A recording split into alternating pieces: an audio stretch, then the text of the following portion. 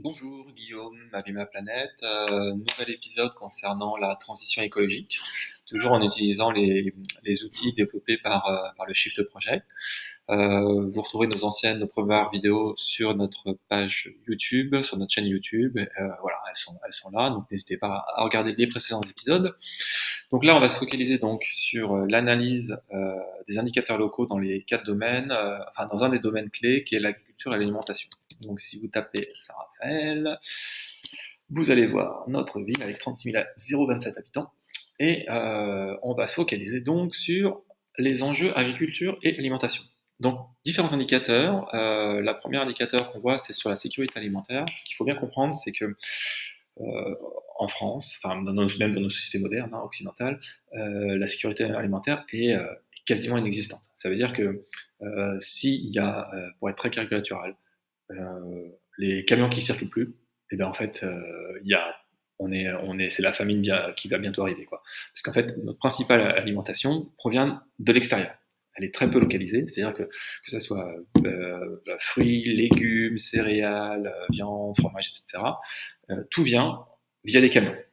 Et parce que ça vient de l'extérieur, parce que nos territoires sont très spécialisés sur certaines problématiques. Par exemple, le Var est très spécialisé sur la viticulture. Voilà, donc sans camion, on n'a plus d'alimentation. C'est ça ce que ça représente, ces indicateurs 0,1, 0,6. On voit qu'effectivement, on est insuffisant d'un point de vue de notre résilience alimentaire, elle est très médiocre.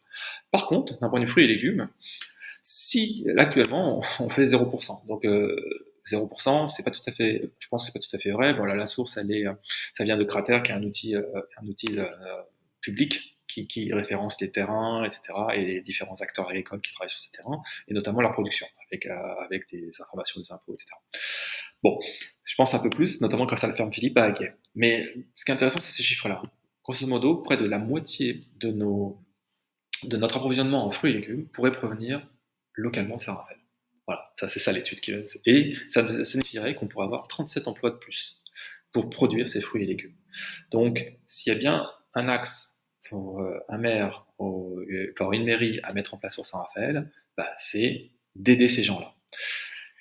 Le deuxième chose, c'est d'un point de vue emploi agricole et renouvellement générationnel, bah voilà, on a 14 agriculteurs sur tout le territoire et on voit qu'effectivement, il y en a quand même la moitié qui sont bientôt proches de la retraite, donc c'est aussi de l'emploi. Voilà, c'est ça que c'est en train de dire. Donc, si on fait un zoom un peu plus proche d'un point de vue agglomération, vous verrez que c'est encore plus flagrant. Donc, hop. Bon, bah, bien sûr, d'un point de vue sécurité alimentaire, on fait pas de céréales, on fait pas de viande, etc. Mais d'un point de vue fruits et légumes, on a là, c'est la plaine de l'Argence et la vallée du Réran, on voit qu'effectivement, on pourrait couvrir 100%. Donc, l'agglomération pourrait couvrir 100% de ses besoins locaux en fruits et légumes, et ça correspondrait à près de 228 emplois. Et c'est énorme. Enfin, je veux dire, par rapport à la population active, c'est énorme. Mais par contre, ces gens-là, il faut les accompagner. Et pour les accompagner, un des principaux critères à faire, le lien à faire, c'est de faire de la commande publique. C'est-à-dire qu'en fait, que faire en sorte que les mairies, les restaurations collectives, même les entreprises qui sont sur l'agglomération, donc notamment Saint-Raphaël, bah, achètent local. Et une des choses aussi à faire, c'est pas seulement d'avoir un prestataire qui achète local, mais aussi d'avoir la capacité de faire de la cuisine locale. Alors, je vous montre par exemple un exemple. Ça, c'est le dernier lien. Donc, le dernier lien, bah, effectivement, une bonne chose. Ils ont augmenté la qualité. On voit qu'effectivement, ils essaient de se rapprocher un peu plus de local. Alors, local, c'est pas très clair si c'est.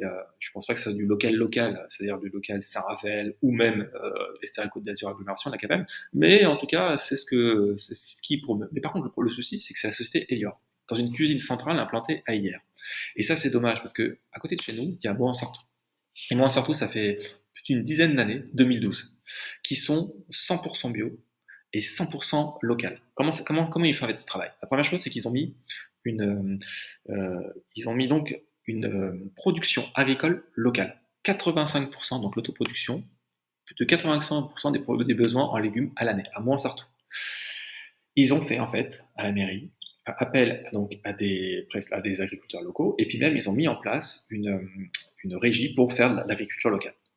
Et la deuxième chose qui est très importante, c'est qu'ils ont fait une cuisine locale. C'est-à-dire qu'ils ont embauché des personnes, du personnel de la mairie, parce que le métier de cuisinier, c'est un métier, et en fait, il faut véritablement que ces cuisiniers, qui sont locaux, discute avec les agriculteurs qui sont locaux pour créer ce cycle vertueux et qui va nous permettre, donc, qui a permis à Montsartou d'avoir près de 100% bio avec une alimentation à 85% locale en fruits et légumes. C'est énorme. Et c'est à côté de chez nous.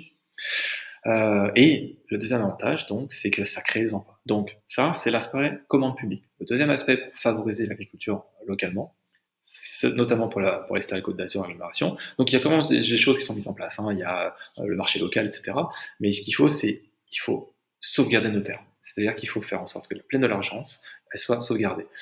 Donc, il faut faire de la police et de la justice. Il faut mettre des moyens. Il faut montrer les muscles. Je sais, c'est pas facile. Hein. On a eu une discussion. On a assisté à. Hop, je vous montre une des vidéos qu'on avait fait lors de la fête des possibles 2023 à Roquebrune. On a assisté au discours de l'association Préservons la vallée de l'Argence.